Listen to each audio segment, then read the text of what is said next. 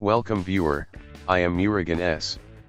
This video tutorial describes IP address conflict error in Windows 7, 8, and 10. Type CMD in Windows search bar. Right-click Run as administrator. Click Yes to continue.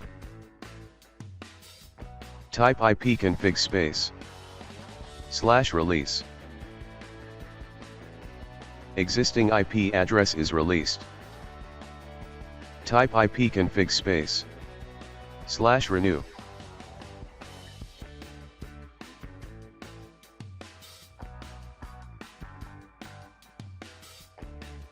New IP address is assigned.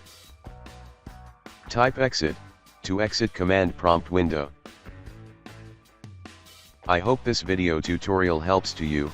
Please like, share and don't forget to subscribe my channel. Thank you very much. See you next video.